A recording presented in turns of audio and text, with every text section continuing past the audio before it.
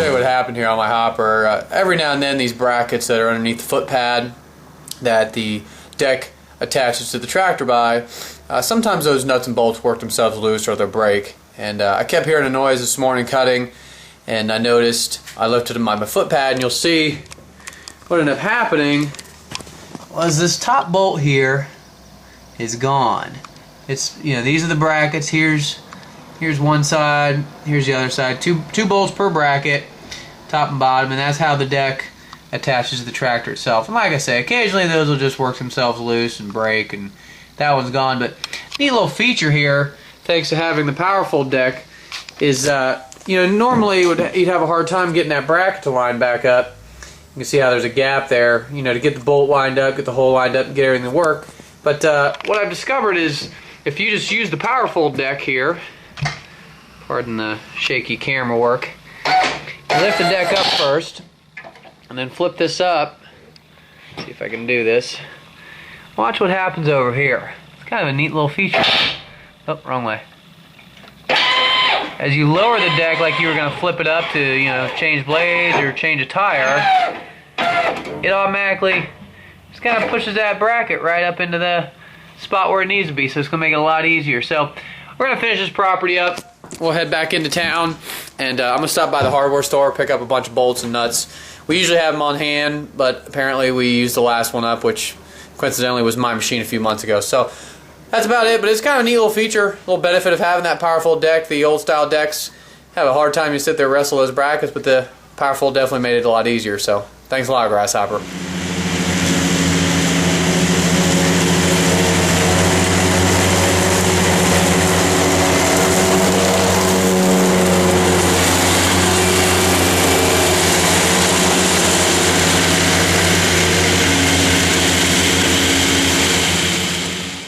Out to raise it, so we could go. I'm just going to do one turn. Okay.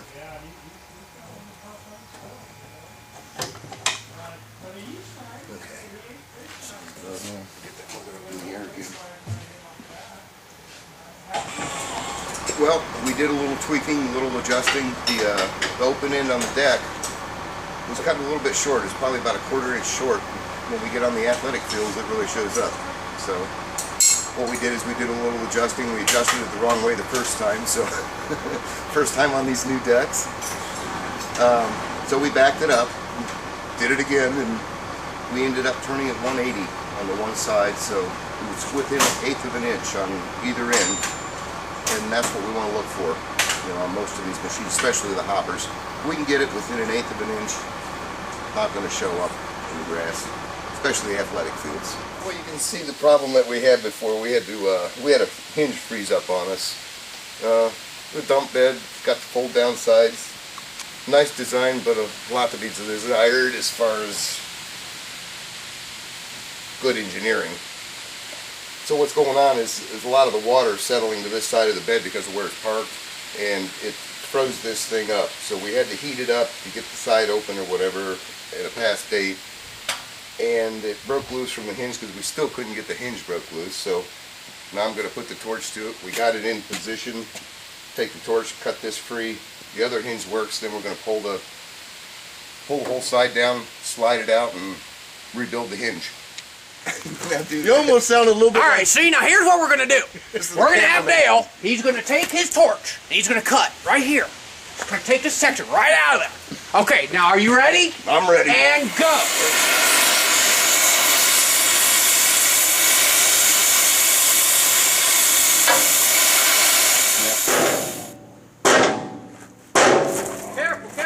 There it is.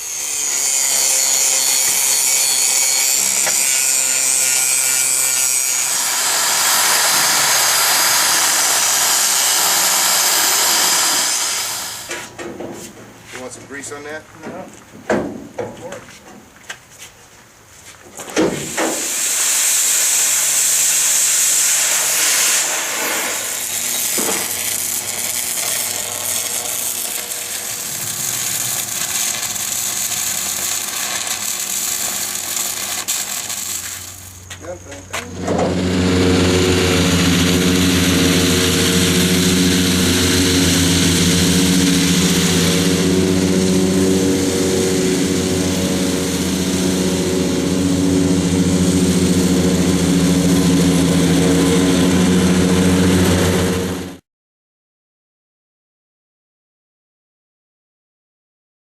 us in mid-Ohio here, we see that stuff around the end of July or mid-August, late August maybe.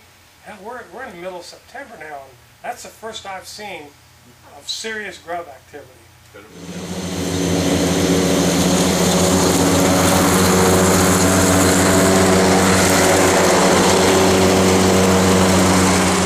Time for your Stewcare top tip of the month. Fertilizer.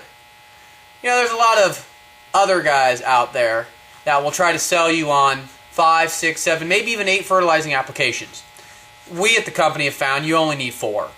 And based on our area, on our region, this is what we recommend. We're in central Ohio. Depending on where you are, you're going to find this might not completely apply, but it's probably very similar.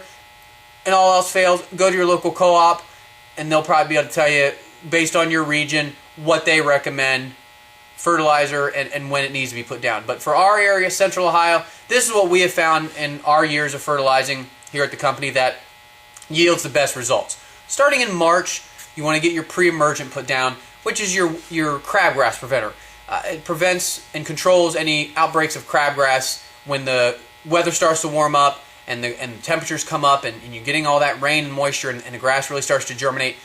You put that down in a timely manner, especially the earlier in March you can do it, the better off you're going to be. And it just jumpstarts your yard, and it prevents any crabgrass from really germinating and taking over your lawn. Then carrying over into May, starting in May, you put down a weed and feed application. That's when the grass is really, really running strong. You've got all the temperatures, all the rain, and it's exploding, and the weeds are just starting to pop out at you. You can do it 2 different ways. You can do a granular application of weed and feed, or you can do a liquid application of weed and feed. It's really what you prefer, and it's really kind of based on the weather conditions. What we found we generally like to do is we put a granular application down, and we do it in the mornings when the grass is wet. So that granular fertilizer product will actually stick to the blades of the weeds, kill the weeds off, and then we'll follow up with a liquid application. You're going to get around your edges of like the buildings, sidewalks, driveways, stuff like that, where all the granular is just not, it's not going to get them all. So you got to do some liquid application, but you can do it either way. Then starting in June, you want to do your bug treatment.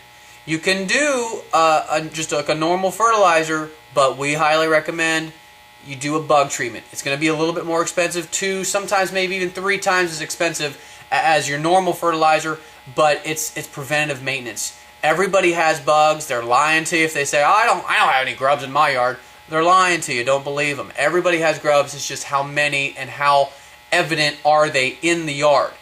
If you do the 3rd application, if you put the bug control down, it's going to suppress them. It's going to prevent them from taking over your yard and destroying your yard, and you're just going to be a lot better off. We generally skip the month of August. It's hot and dry here in central Ohio. We don't like to put material down. We do not want to increase the possibilities of burning out a yard because it's already hot and dry as it is, and it's already burning out as it is. We don't need to add a chemical to it to do that.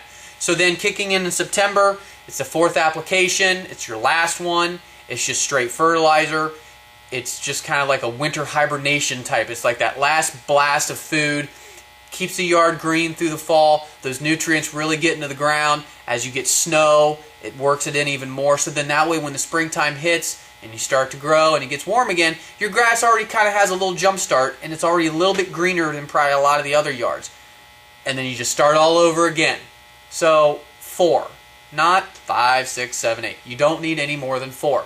You put them down in a timely manner and you put down the right product, your yard is going to it's going to take a while. You can't just expect overnight results, but given time on a regular fertilizing schedule, you're going to find that your yard's going to be a lot healthier looking, it's going to be a lot greener, and it's just going to look really, really nice. Really nice, Clark.